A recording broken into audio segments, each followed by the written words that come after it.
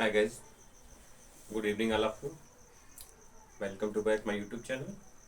जैसा कि आप लोग को मालूम है कि हम लोग म्यू क्लास से चैनल पे कक्षा 10 की मैथमेटिक्स पढ़ रहे हैं मनोहर की किताब से, जिसमें हमने आपको एक्सरसाइज 1A से सवालों को हल करना बताया था। आज हम लोग एक्सरसाइज 3G के सवाल नंबर 4 पे पहुंच चुके हैं, जो कि यूपी बोर्ड की परीक्षा के हिसाब से बहुत ही ज़्यादा इम्पोर्टेंट ये सवाल बनता है। इस टाइप के सवाल हर साल परीक्षा में पूछे जाते हैं और उम्मीद है कि आने वाली आगामी परीक्षा 2024 में जो यूपी बोर्ड की हो रही है परीक्षा, उसमें आपको इस टाइप के सवालों का सामना करना होगा। इस टाइप के सवाल जरूरी नहीं है भिन्न में जोड़ने घटाने भी दिया है, ये संख्या दी है वही संख्या आपको मिल जाए, क्योंकि मैथ में संख्याओं का खेल है। संख्याएं बदलती रहती हैं, तरीके भी बदलते रहते हैं। ये डिपेंड आपके ऊपर करता है कि आप किस तरीके से किस सवाल को हल कर सकते हैं। उम्मीद करते हैं इतने आसान तरीके से हमने आपको सवालों को पढ़ाया है, आप सीख चुके होंगे। जो बच्चे कंटिन्यू क्लास, आपको घबराना नहीं है।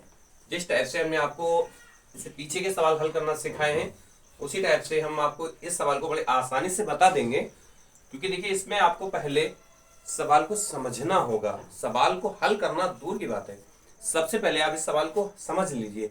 अगर आपने इस सवाल को समझ लिया, बड़े आसानी से आप इस सवाल को हल कर सकते हैं। जैसे देखिए क्या दिया है सवाल में हमें, यदि हम अंश में एक जोड़ दें तथा हर में एक घटा दें तो भिन्न एक में बदल जाती है।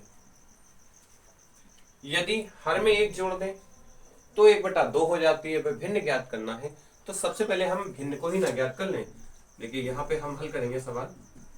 माना भिन्न बराबर x/y है, यानी कि भिन्न जो है हमारी वो x/y है। अब देखिए, आप यहां से इस बात को आप पढ़ लीजिए, यहां से यहां तक की बात को एक बार में समझ लीजिए। अंडरलाइन हमने कर लिया इस चीज को। यदि हम अंश में एक जोड़ दें तथा हर में एक घटा दें, क्या है पहली बात क्या है, भिन्न आपकी क्या है x/y।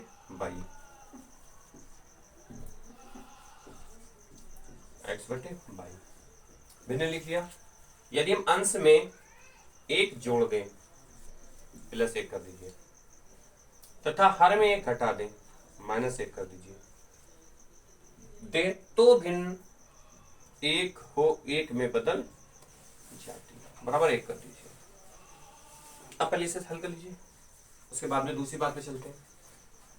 इसके नीचे बन मान लेंगे, बजरुणा करा देंगे।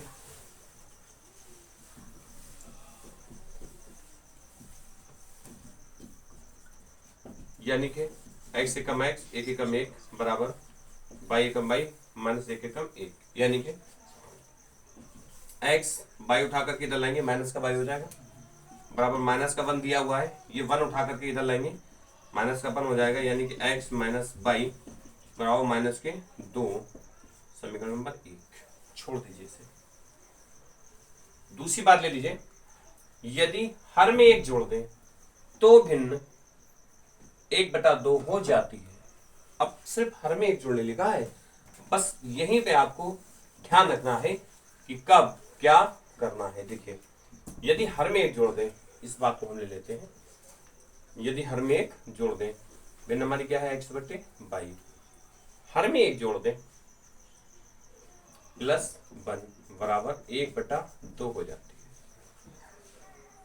क्या करिए, बजरुणा करने पर, यानी कि 2 की गुणा x के साथ, 2 एकम 2x बराबर x एकम x, सॉरी y एकम y, बन जाए 2x माइनस y बराबर 1, y उठा करके रख लेंगे, माइनस हो जाएगा y बराबर हो गया। इसे दे देंगे हम समीकरण नंबर 2।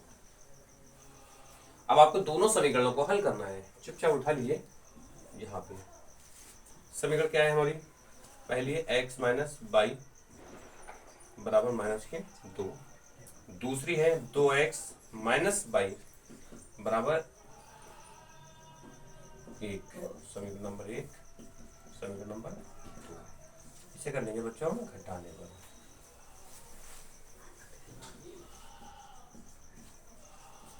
जैसे ही हम इसे घटाने पर करेंगे निशान हमारे बदल जाएंगे, माइनस प्लस माइनस, यानी कि बाई बाई कट जाएगा, एक बाई प्लस की हो जाएगी और एक माइनस की हो जाएगी।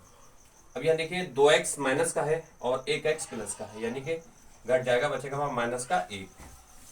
2 भी माइनस का है और 1 भी माइनस का है, दोनों को जोड़ लेंगे, माइनस कर देंगे 3, इधर माइनस माइनस कैंसिल हो जाएगा, यानी कि x बराबर हो जाएगा 3। x का मान समीकरण 1 में रखने पर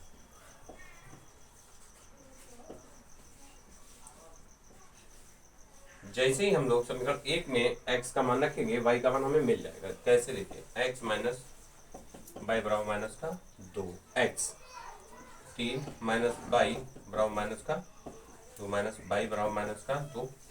3 उठा करके जब हम इधर लाएंगे तो ये माइनस के हैं, सॉरी प्लस के हैं, बराबर इधर आकर के माइनस हो जाएंगे, माइनस बाई बराबर माइनस के 5 हो जाएंगे, माइनस से माइनस कैंसिल, यानी कि बाई बराबर आ जाएंगे हमारे 5। ये बच्चों x और y के मान आ गए। अभी तक हम x और y के मान निकाला करते थे, उसी तरह हमने x और y के मानों को हल कर लिया। अब भिन्न के रूप में इसे हम लेंगे, तो भिन्न क्या थी, अतः भिन्न बराबर x बटे y। हमने ये भिन्न मान रखी थी x और y। x का मान हमारा कितना आया है 3, यानी कि रख देंगे 3, और y का मान आया है 5, तो अभीष्ट भिन्न हो जाएगी।